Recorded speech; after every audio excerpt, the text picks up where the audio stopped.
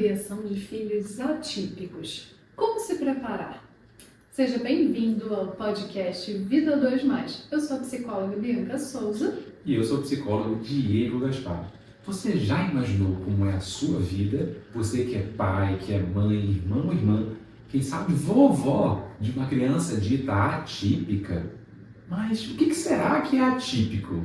Ainda bem que a gente tem a Bianca Souza para responder essa pergunta para a gente. Queridos, queridas, atípico é toda criança ou até mesmo adultos, mas aqui o foco são crianças que são diagnosticadas com algum transtorno, algum processo que impacta o seu desenvolvimento, como, por exemplo, o transtorno do espectro autista, que estamos falando muito sobre isso na sociedade, é um tema que tem recebido muita atenção, não é isso? Até mesmo pelo percentual de crianças atípicas que nascem com transtorno do espectro autista. Então, como se preparar? Como se organizar? Porque não é possível diagnosticar o autismo ainda durante a gravidez, mas alguns outros transtornos são possíveis sim, ali já no pré-natal. Primeira coisa que eu lhe digo é, você, sua companheira, seu companheiro, precisam ir atrás de informação, mas informação de qualidade, confiável. Cuidado com acesso à internet. Tem muito conteúdo bom sim na internet, mas de preferência procure um profissional que possa lhe orientar, que possa lhe instruir. Diego, uma vez informado com um profissional sério, comprometido, ético, qual orientação você dá para pais que recebem um diagnóstico atípico de um filho? A principal orientação seria com relação à barreira que esses pais precisam lidar. Então, ter um filho atípico também significa avaliar constantemente se você, pai ou mãe ou cuidador de forma geral, está adaptado a partir da sua aceitação. Você consegue aceitar que as pessoas que vão conviver com você, seus filhos, enfim, são pessoas que podem ter algumas limitações. Limitações quanto à forma de comer, limitações quanto à forma de andar, a forma de ficar em interação social ou não, limitações de concentração, limitações com relação a foco, porque essas são características comuns em pessoas com TEA, em pessoas com TDAH, em pessoas com alguma deficiência intelectual. Então é muito importante que nós possamos aprender enquanto pais, enquanto aqueles que amam essas crianças, que são uma bênção na nossa vida, cuidar delas de forma diferente, aprender a amá-las de forma diferente. O que isso quer dizer? Isso também é incluir. O processo de inclusão ele precisa estar associado ao dia a dia dessa criança dita atípica, como Bianca mencionou, que teriam aí essas dificuldades a partir de um diagnóstico específico, de um especialista da área. Então, para você, pai ou mãe, o primeiro passo é aceitar. Aceitar o quê, Diego? Que meu filho tem um problema? Não. Aceitar que seu filho tem um diagnóstico, mas que esse diagnóstico não define quem seu filho é. Porém, a forma que você cuidar do seu filho, a forma que você investir seu tempo no seu filho, a forma que você vai ensinar seu filho a se preparar para a vida, isso pode sim ajudar a definir seu filho. Porque isso vai permitir que ele tenha experiências ou não que vão fortalecê-lo para sobreviver no nosso mundo. Você já tinha parado para pensar nisso? Ou seja, acolher ou combater seu próprio preconceito e ser uma presença ativa, de qualidade e estimuladora dos potenciais possíveis do seu filho é essencial nesse processo de criar uma criança atípica. Crie a sua rotina, se organize com seu parceiro ou parceira para que a família se adapte às necessidades. Então, essas necessidades não podem ser exclusivamente da criança, precisam ser inclusive do casal. O que o casal precisa para estar bem, ter paciência, ter disponibilidade, estar inteiro no momento que estiver disponível com a criança. É possível, então, fazer uma escala de tarefas, uma escala de atividades semanais para aquela família, dentre os compromissos escolares, os compromissos profissionais, para que haja convívio com aquela criança, ainda que os pais não estejam juntos o tempo todo, criar um contexto de convívio com a criança, para ser exemplo, para desenvolver experiências construtivas com essa criança a partir do contato com ela é essencial. Isso implica, então, que você precisa planejar uma rotina viável, real, que você atenda às suas necessidades, os seus compromissos, mas também inclua as necessidades daquela criança. Isso significa que, para você incluir as necessidades daquela criança, você provavelmente vai contar com uma rede de apoio. Essa rede de apoio pode ser outros familiares, podem ser cuidadores, pode ser inclusive a escola, a creche, ou aquele contexto onde a criança vai ficar inserida numa atividade complementar, como algum tipo de dança, atividade física ou algum outro manejo musical. A questão é, você está entendendo que para aquela criança se perceber incluída nesse cenário familiar, você vai precisar de organização, você vai precisar de disciplina e você vai precisar de constância nas suas atividades. Esses 3 elementos eles são muito importantes, porque isso vai te ajudar a preparar a dinâmica da família. Quando a Bianca fala de dividir as tarefas em forma de lista, criar aí um checklist para você saber o que é responsabilidade de quem, quando tem que ser feito, como tem que ser feito. Pode sim, gente, ser um trabalho maior, um trabalho que exija mais atenção dos pais, não vamos negar isso. Porém, é um trabalho extremamente recompensador, porque você certamente vai começar a ver o progresso do seu filho se você comparar antes de você se organizar dessa forma e depois de começar a se organizar dessa forma. E lembre, a organização precisa ser constante. Não é fazer uma semana e parar na semana seguinte. Então eu vou organizar o que meu filho vai comer, eu vou organizar como vai ser a tarefa da escola, mas eu também preciso ir na escola. Eu preciso entender quais são as dificuldades alimentares do meu filho para adaptar essa alimentação e sugerir as adaptações que sejam necessárias na escola, sempre mediado por um especialista, tá, pessoal? Esse especialista vai ser um profissional da área, psicólogo, psicopedagogo, algum profissional que entenda da dinâmica do seu filho e das relações que ele vai estabelecer em casa, na família ou no contexto escolar. Mas lembra de uma coisa que é muito importante. Todas as relações que o seu filho estabelecer nesse cenário de neurodivergência, que é muito comum essa proposta da criança atípica, ela vai precisar de suporte e acompanhamento dos pais. Para uma criança ser inserida nesse cenário, lembre que além de ser uma experiência nova, o que uma criança atípica já teria certo receio e temor, para uma criança atípica esse medo pode aumentar. E se esse medo aumentar, isso pode levar essa criança a ter mais dificuldades, não necessariamente porque ela tem TEA, mas por ser uma situação nova. Então entenda que isso pode potencializar uma dificuldade, não necessariamente criar uma dificuldade nova. Essa seria uma diferença. Bianca, como é que a gente pode ajudar os casais que nos assistem a superar essas dificuldades no manejo das crianças, dos filhos, dos adolescentes e nessa dinâmica do casal, para que eles não se percam enquanto casal também? Como fazer as duas coisas?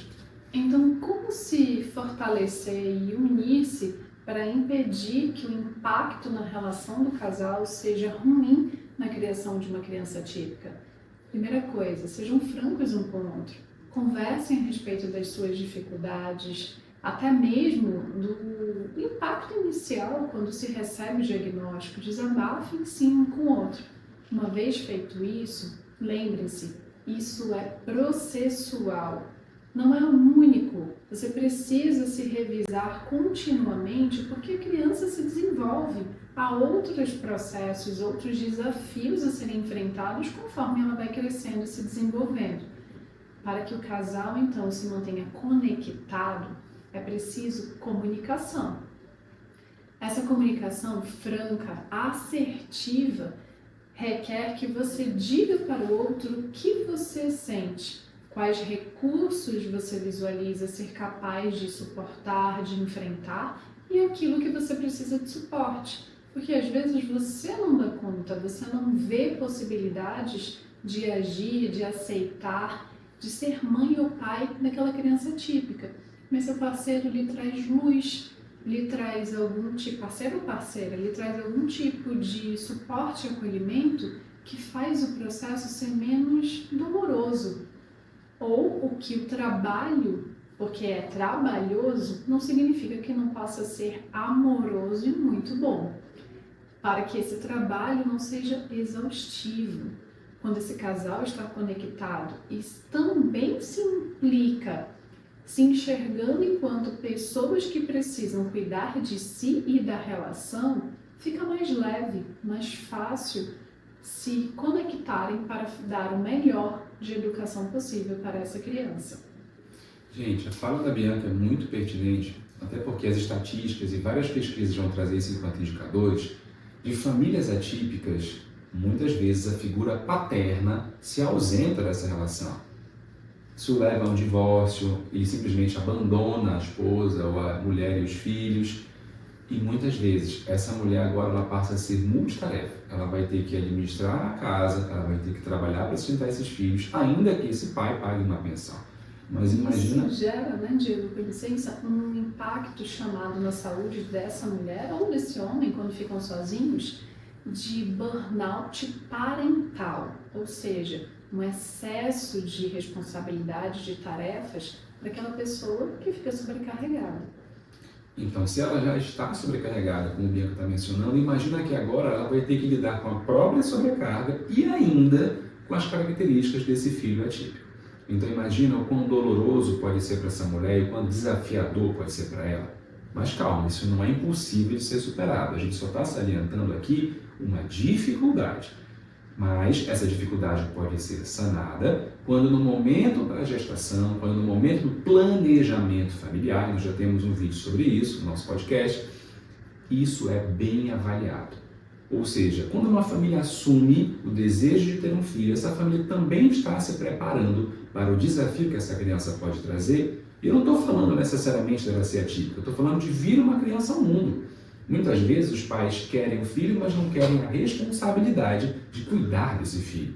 O que isso significa, Diego? Responsabilidade, em alguns momentos, de abrir mão do tempo para si, para ter um tempo em família, com o outro, com o filho, com a esposa.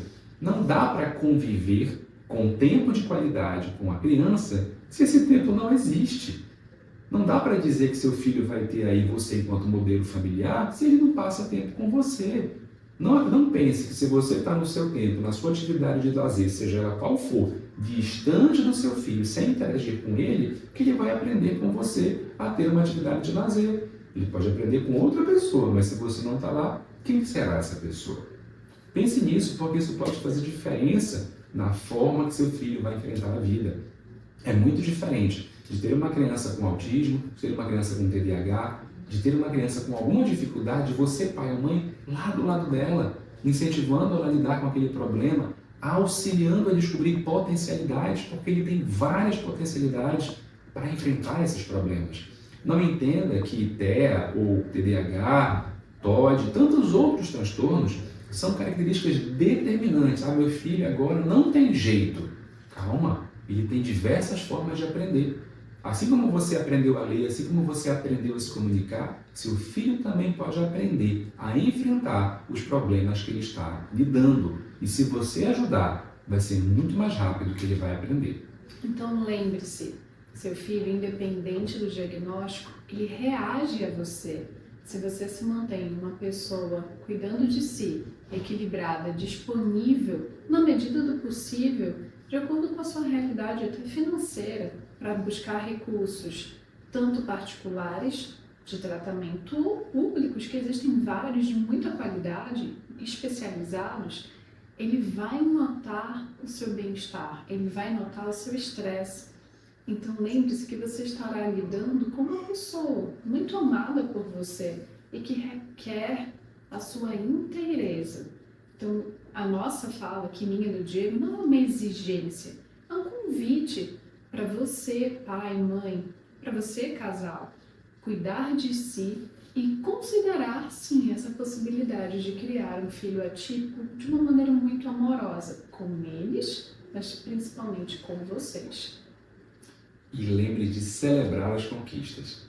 Cada conquista, cada momento especial com essa criança, cada aprendizado. Sabe, os primeiros passos, de você lá tirando foto, filmando, ou quando ele começa a balbuciar algumas palavras, ou quando ele começa a apontar para alguma coisa, as primeiras roupas que ele vai vestir, a primeira vez que ele segura o garfo sozinho, o primeiro banho, a primeira troca de fraldas, todos esses momentos podem ser mágicos na vida dele, porque vão ser experiências significativas para aquela pessoa contar com você, pai, com você, mãe, enquanto elemento de apoio para a vida.